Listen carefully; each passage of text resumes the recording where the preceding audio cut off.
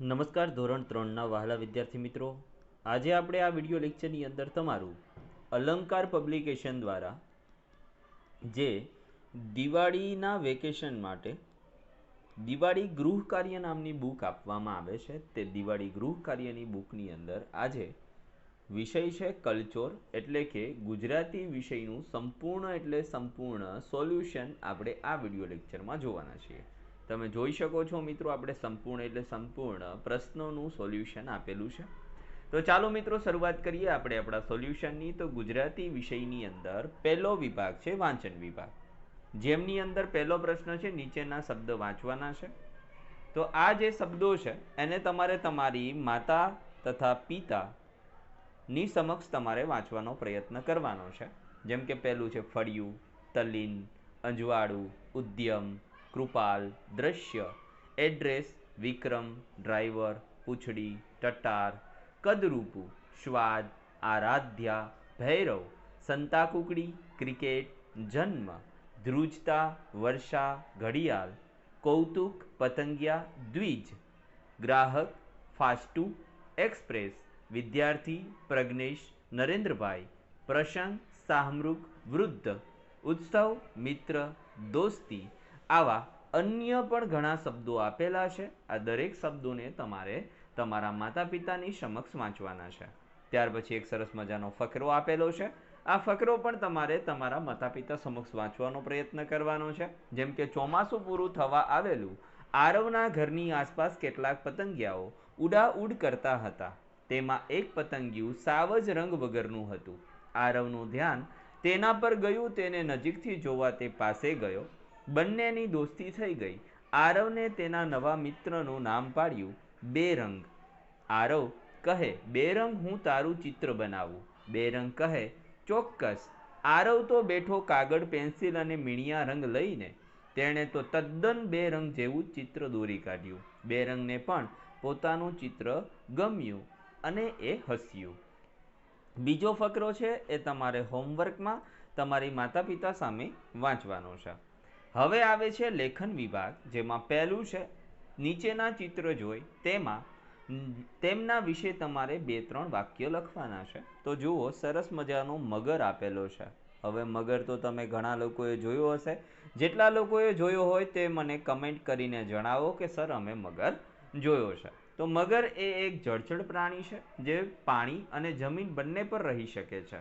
તે શિકારી પ્રાણી છે અને માછલીઓ, પક્ષીઓ અને નાના પ્રાણીઓનો શિકાર કરે છે। મગર લાંબા સમય સુધી પાણીની અંદર રહી શકે છે।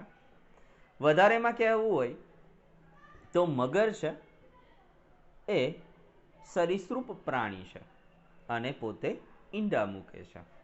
ત્યાર પછી આ ચિત્ર છે સુંદર મજાના ઘરનું। તો આ એક સુંદર ઘરનું ચિત્ર છે। ઘર આપણને તડકો, વરસાદ અને ઠંડીથી રક્ષણ આપે છે। ઘરમાં પરિવારના સભ્યો સાથે રહી શકાય છે। ત્યાર પછી બ્રશ કરવાની અને સ્નાન કરવાની રીતની વાત કરીએ તો પહેલા જોઈએ બ્રશ કરવાની રીત। તો સવારે ઉઠીને સર્વપ્રથમ બ્રશ લો, તેના પર ટૂથપેસ્ટ લગાવો, બ્રશને દાંત પર ગોળાકાર ગતિમાં ફેરવીને દાંત સાફ કરો।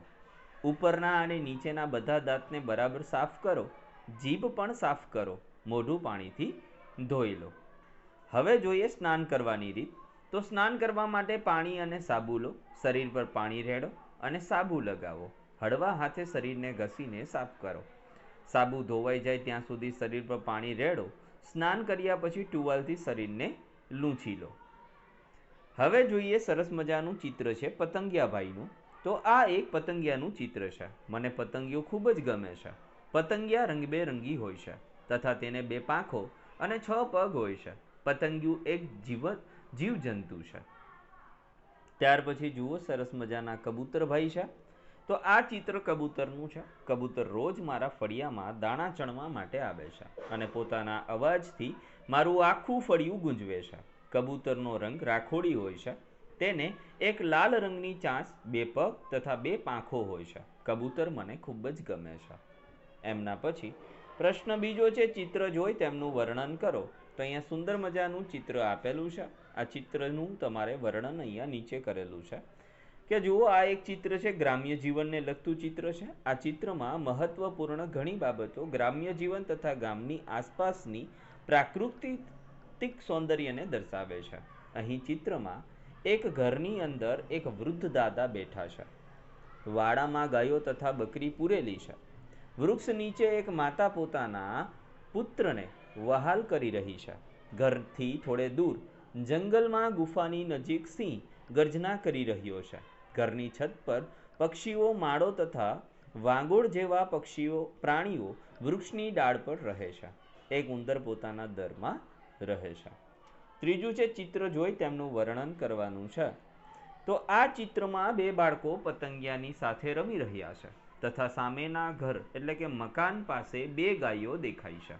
એક ખેડૂત એક ખેત ઓજાર એટલે કે પાવડો લઈ પોતાના ખેતરે જાય છે. ઘરની આસપાસ પશુઓ માટે ગમાણ છે. બંને બાળકો પ્રકૃતિના ચેતન તત્વની આનંદ માણી ખૂબ ખુશ દેખાય છે.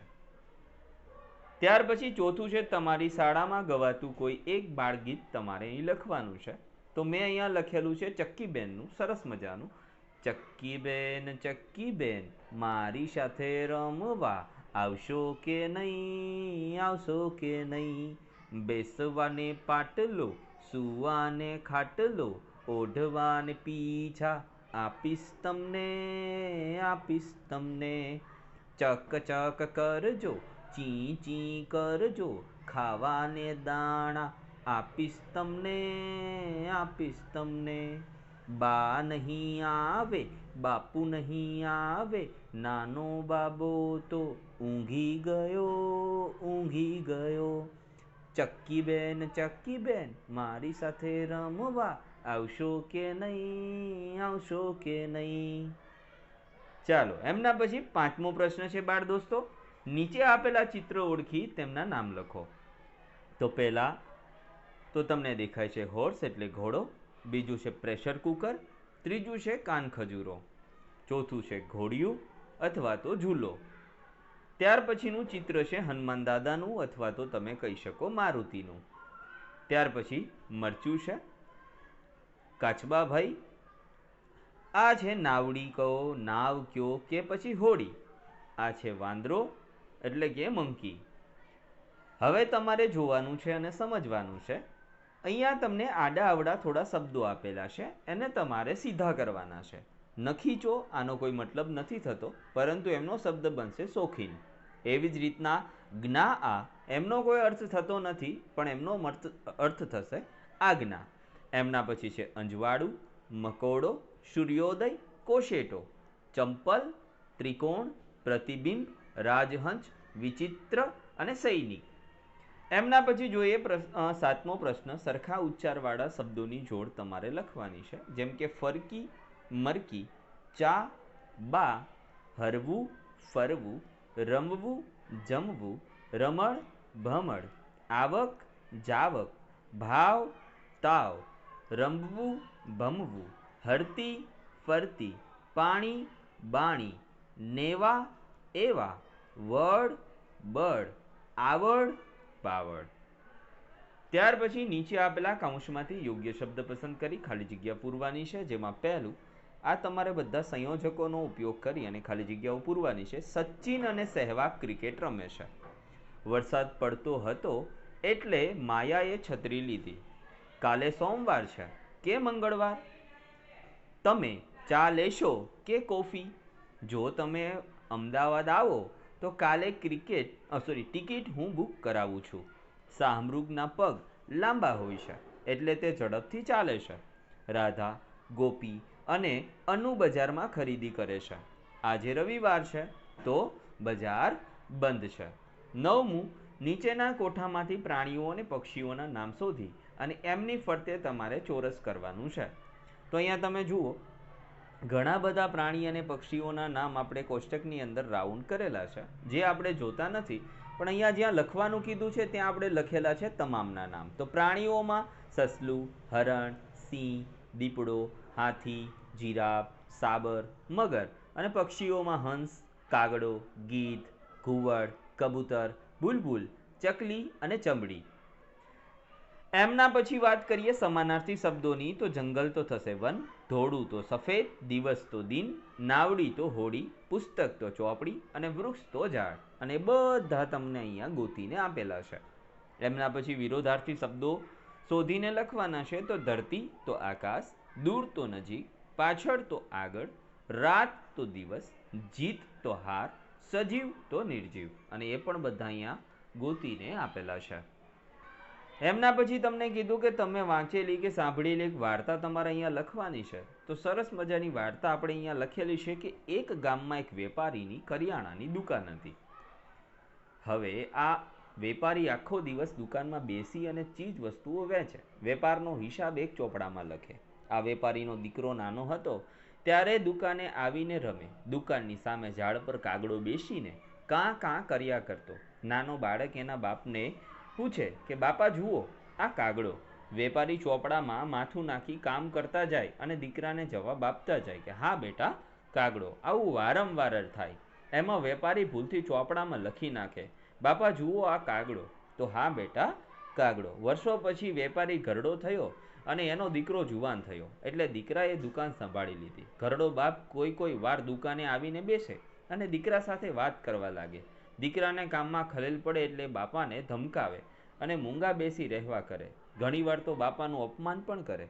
એકવાર ઘરડા વેપારીએ દુઃખી થઈ અને દીકરાને કંઈક સમજાવવા વિચાર્યું. એણે વર્ષો જૂના હિસાબના ચોપડાઓ દીકરા પાસે મૂકી દીધા. દીકરાએ આ ચોપડાઓ જોયા તેમાં વાંચ્યું બાપા જુઓ આ કાગડો. હા બેટા કાગડો. દીકરાએ એના બાળપણની વાત યાદ આવી ગઈ કે પોતે સતત રમત કર્યા કરતો અને આવું બોલ્યા કરતો. ત્યારે એના બાપા જરાય અકળાયા વગર એને જવાબ આપ્યા કરતા. એમાં જ એમનાથી ભૂલમાં આવું લખાઈ ગયું હતું. દીકરાને ખૂબ પસ્તાવો થયો કે એના બાપાએ જરાય અકળાયા વગર એને આવા લાડ કર્યા હતા. જ્યારે પોતે તો ઘરડા થઈ ગયા બાપનું અપમાન કરે છે અને તેમને વાત જ કરવા દેતો નથી. ત્યાર પછી દીકરો બાપનું ક્યારેય અપમાન કરતો ન હતો અને એમની સાથે વાતો કરી એમને આનંદમાં રાખતો હતો. 13મો પ્રશ્ન છે નીચે આપેલા શબ્દોને નમૂના પ્રમાણે ગોઠવવાના છે. તો જુઓ દોડવું દોડશે, દોડે છે દોડશે અને દોડ્યો હતો. ખાવું ખાય છે ખાશે અને ખાઈ રહ્યો છે. રમવું રમે છે રમશે અને રમતો હતો. ફરવું ફરે છે ફરશે અને ફરતો હતો. ગાવું ગાય છે ગાશે અને ગાતો હતો. ચાલવું ચાલે છે ચાલશે અને ચાલતો હતો. ચડવું ચડે છે ચડશે અને ચડતો હતો. તરવું તરે છે તરશે અને તરતો હતો. લખવું લખે છે લખશે અને લખતો હતો.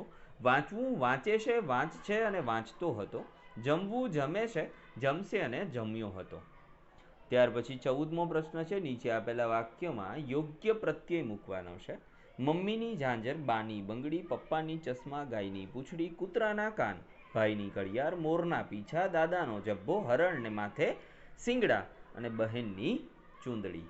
નીચેના ઉખાણાનો જવાબ લખવાનો છે. મારો રંગ લીલો છે અને ચાંચ છે મારી લાલ. પિંજરામાં બેઠો હું બોલું સીતારામનું નામ. તો એ કોણ હશે? પોપટભાઈ. પાંખો છે પણ પક્ષી નથી, ઉડું આકાશે પણ વિમાન નથી. ખૂણા છે મારે 4, કહેશો મને હું કોણ? તો એમાં આવશે પતંગ. પતંગને કેટલા ખૂણા હોય? 4 ખૂણા હોય. આકાશમાં ઉડતું હોય. તો મિત્રો આ હતું ગુજરાતી વિષયનું સંપૂર્ણ solution. Thank you very much. ફરી મળીશું નેક્સ્ટ વિડીયો લેક્ચરમાં. ત્યાં સુધી આવજો. જય હિન્દ, જય ભારત. અને સાથે સાથે એક વાત કરી દઈએ, નીચે ડિસ્ક્રિપ્શન બોક્સની અંદર ધોરણ 3ના થી લઈ અને ધોરણ 8 સુધીના તમામ વિષયના સોલ્યુશનની લિંક આપણે ડિસ્ક્રિપ્શનમાં મૂકી દઈશું, ત્યાંથી તમારે જોઈ લેવાની છે. ફરી મળીશું નેક્સ્ટ વિડીયો લેક્ચરમાં. ત્યાં સુધી આવજો. જય હિન્દ, જય ભારત.